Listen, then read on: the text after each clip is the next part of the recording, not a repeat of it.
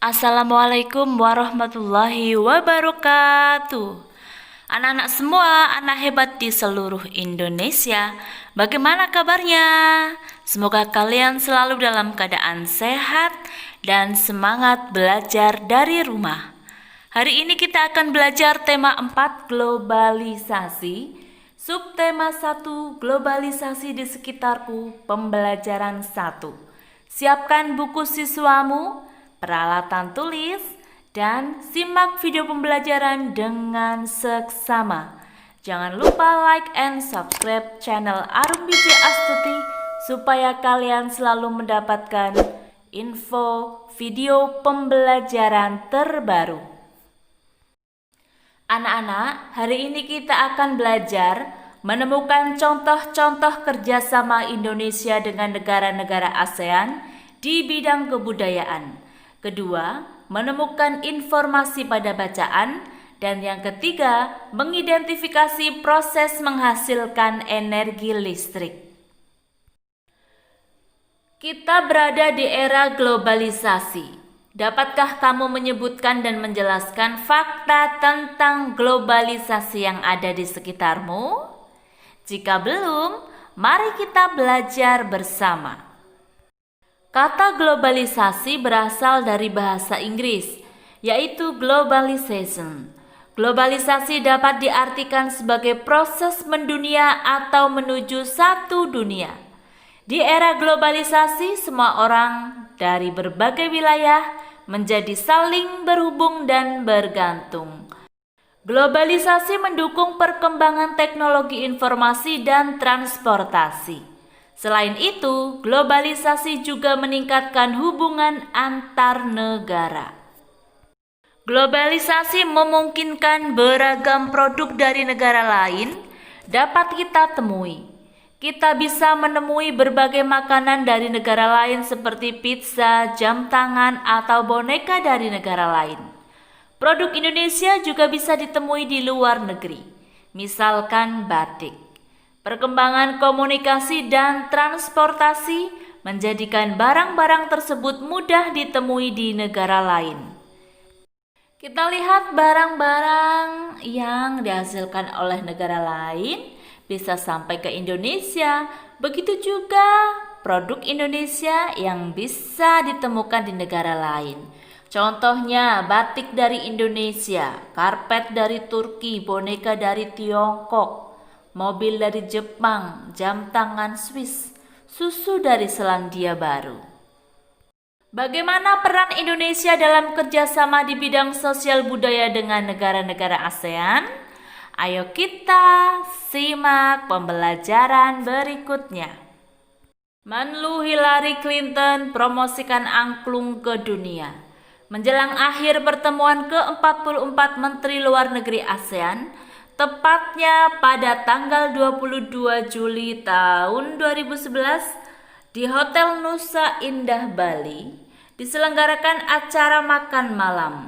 Acara tersebut dihadiri lebih dari 50 menteri luar negeri, tampak Menteri Luar Negeri Amerika Hillary Clinton dan Menteri Luar Negeri dari negara-negara ASEAN, China, Rusia, Uni Eropa, peninjau dan tamu dari berbagai negara lain.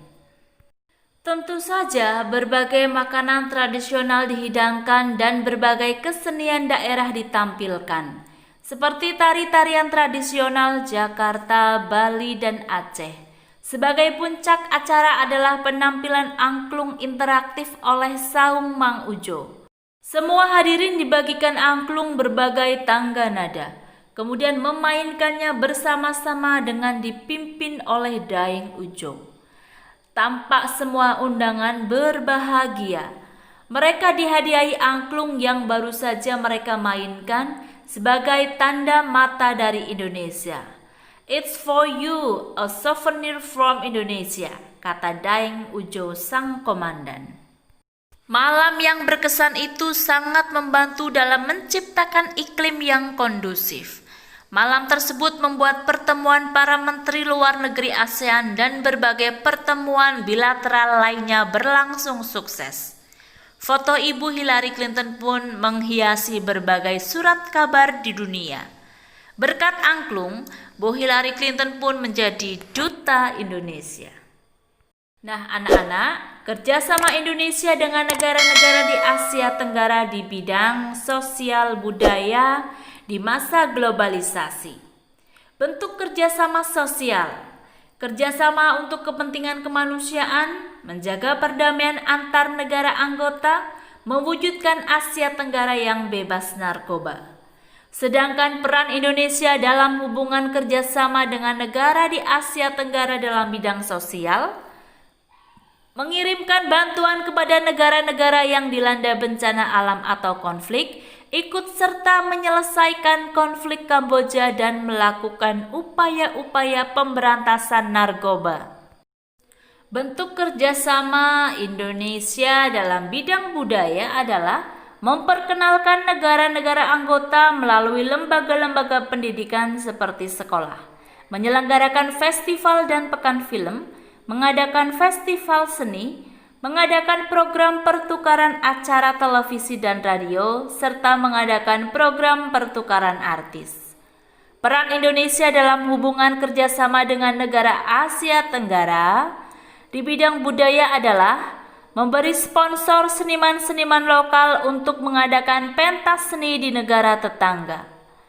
2. Mengundang seniman dari negara tetangga untuk mengadakan pentas seni di Indonesia, serta mendukung program pertukaran pelajar antar negara anggota termasuk beasiswanya. Tahukah kamu, listrik mempunyai peranan penting di era globalisasi? Bagaimana produk listrik di era globalisasi? Ayo kita belajar bersama. Menghasilkan energi listrik. Pembangkit listrik tenaga air. Listrik memiliki peranan penting di era globalisasi. Tidak dapat dipungkiri bahwa globalisasi terjadi karena perkembangan teknologi di berbagai bidang, yang didukung oleh peran listrik sebagai sumber energi di dalamnya. Dengan ditemukannya televisi, komputer, dan telepon genggam, arus informasi kemudian menyebar dengan begitu cepat ke berbagai negara di berbagai belahan dunia. Kebutuhan akan listrik kemudian menjadi suatu hal yang harus dipenuhi bagi semua negara di era globalisasi saat ini. Listrik dihasilkan di pusat pembangkit menggunakan beragam sumber energi. Pada pembangkit listrik tenaga air atau PLTA, air dari waduk atau sungai masuk melalui pintu yang diatur oleh katup pengaman. Air kemudian masuk ke tangki pengaman tekanan. Air di dalam pipa pesat mengalirkan dan mengarahkan air ke turbin melalui katup pengatur tekanan untuk mendapatkan tekanan energi yang besar. Energi potensial air kemudian menggerakkan turbin. Energi gerak tersebut kemudian diubah menjadi energi listrik oleh generator. Energi listrik dari generator kemudian diatur kapasitas tegangannya dan dialirkan oleh transformer. Energi listrik kemudian dibagikan ke konsumen oleh saluran transmisi.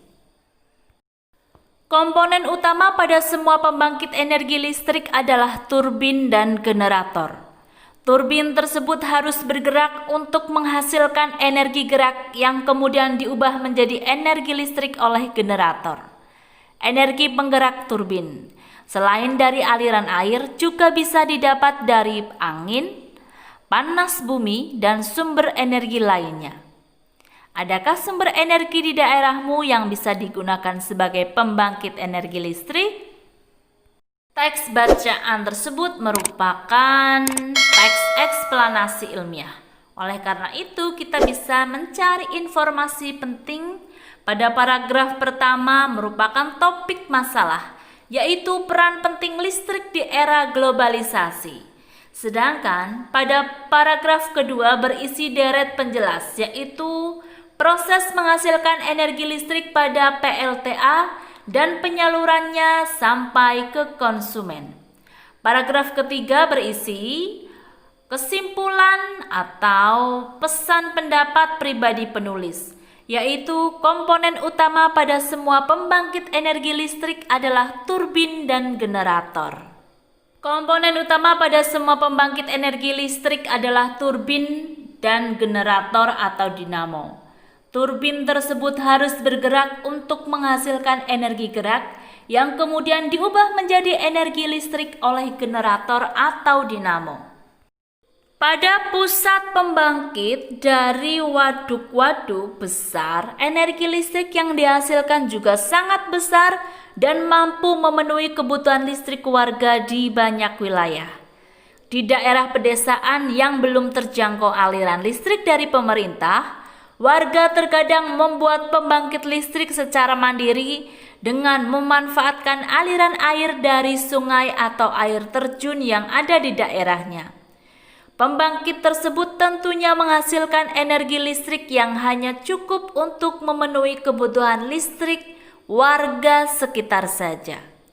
Pembangkit listrik tersebut dinamakan pembangkit listrik mikrohidro yang memanfaatkan sumber energi alternatif dari aliran air yang ada di lingkungan sekitar.